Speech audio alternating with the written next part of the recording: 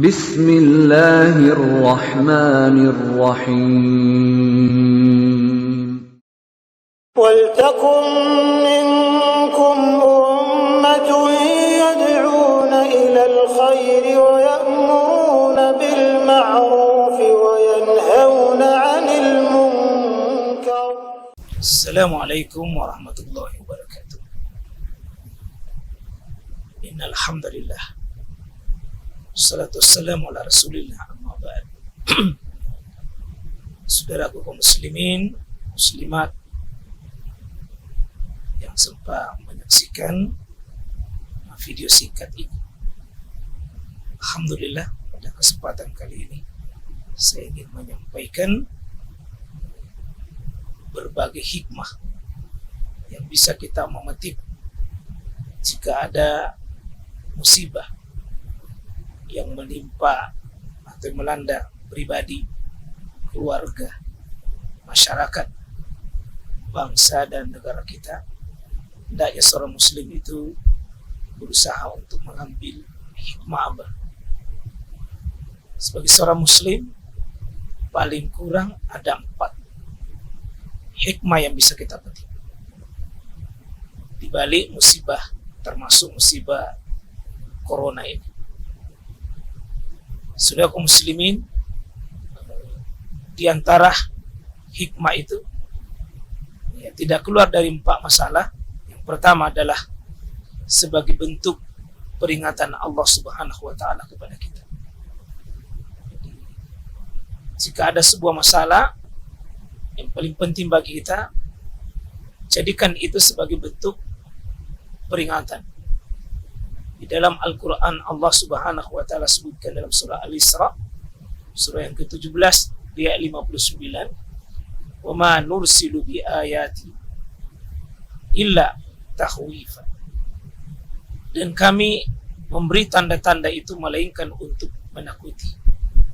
Jadi kata Allah Subhanahu wa ta'ala, "Wa ma nursilu," dan kami tidak mengirim, kami tidak memberi ya, kepada manusia ini illa tahwifa, untuk menakuti manusia, supaya manusia ini bisa menyadarkan dirinya, manusia bisa mengambil pelajaran, manusia bisa berhenti dari musibah, berhenti dari dosa dan maksiat. Ya, saudaraku kaum muslimin, ya, Abdullah ibn Mas'ud radhiyallahu anhu, seorang sahabat yang mulia, ketika pernah terjadi musibah di Kufah, maka beliau menyerukan, "Wahai manusia, sesungguhnya musibah ini melanda kita, maka ketahuilah Allah Subhanahu wa taala memanggil kita, ya, yakni bahwa bencana ini kita kembali kepadanya, mencari keridhaan Allah Subhanahu wa taala, berhenti dari dosa dan maksiat, berhenti dari dosa dan maksiat." Ini yang pertama, jika ada musibah, jadikan ini teguran bagi kita, jadikan peringatan bagi kita. Yang kedua, kalau bukan peringatan, bisa jadi itu adalah hukuman. Ya, hukuman. Dalam Al-Quran surah Ar-Rum di ayat 41, Allah Subhanahu wa ta'ala ingatkan, "Zaharal fasadu fil barri wal bahr bima kasabat aydin nas liuzikahum ba'dal ladzi amilu la'allahum yarji'un."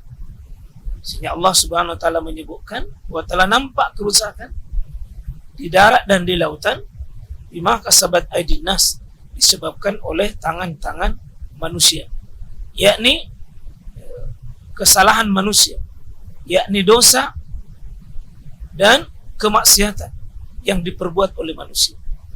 Maka Allah Subhanahu wa ta'ala memberikan bencana, memberikan musibah, memberikan wabah, memberikan bukan lagi teguran, tetapi itu bersifat menghukum. Ini kepada orang yang pelaku maksiat, ini kepada pelaku kemungkaran, ini kepada pelaku yang menentang Allah Subhanahu wa ta'ala. Dan yang ketiga,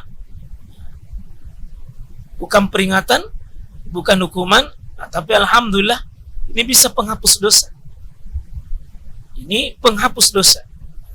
Disebutkan dalam hadis yang sahih Bukhari dan Muslim dari sahabat yang mulia Abu Sa'id dan juga Abu Hurairah menyebutkan bahwa ma yusibul muslim, tidak ada yang menimpa seorang muslim itu, ya, min nasabin wala wasabin wala hamma wala haznin wala aza wala gamma hatta asyawkati yushakuha illa kafarallahu biha.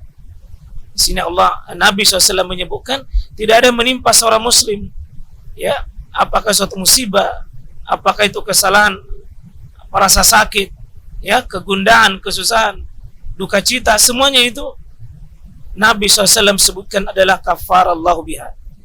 Itu untuk menjadi penggugur dosa dan kesalahan. Ya, jadi kalau ada orang soleh yang kena, tetapi Allah ingin terima dia dalam keadaan betul-betul bersih, maka bisa jadi Allah inginkan dia bersih lalu bertemu kepada Allah, maka Allah kasih musibah. Musibah orang soleh itu bukan hukuman. Musibah orang soleh itu bukan teguran, tapi musibahnya adalah pembersih dirinya, penghapus dosa dan kesalahan. Ini satu kiat untuk kita berprasangka baik kepada musibah. Tidak boleh selalu menuduh musibah itu sebagai sebuah kejelekan. Bisa jadi adalah rahmat di sisi orang beriman. Orang beriman kena musibah, ya termasuk virus corona ini, kalau orang beriman, maka insya Allah dia penghapus dosa bagi dirinya. Ya. Yang keempat, mendapatkan pahala yang mulia. Nah, ini berita yang insya Allah menggembirakan, ya, menghibur bagi orang yang kena musibah. Ya, apa kata Nabi SAW? Bainama rajulun yamshi fi tariqi izwajada husna syauki fa akharallahu fa syakarallahu lahu fa ghafara lahu.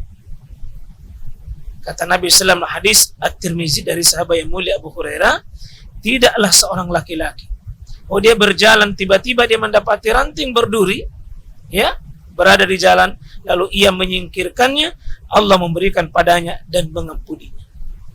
Jadi ketika kena duri, Allah Subhanahu wa taala bisa mengampuni. Maka musibah kadang bukan memberi teguran, bukan hukuman, bukan cuma sekedar penghapus dosa, tapi untuk menjadi pahala. Ada hamba-hamba Allah Subhanahu wa taala yang Allah ingin sempurnakan pahalanya dengan cara apa? Dikasih musibah. Jadi jangan kita berprasangka buruk kepada sebuah musibah sekalipun. Kalau dia seorang muslim, dia seorang yang beriman, maka Allah sempurnakan pahalanya dengan musibah pada dirinya. Saudara kaum muslimin, setiap musibah yang melanda kita, kita cek pada siapa diri kita menerima musibah itu.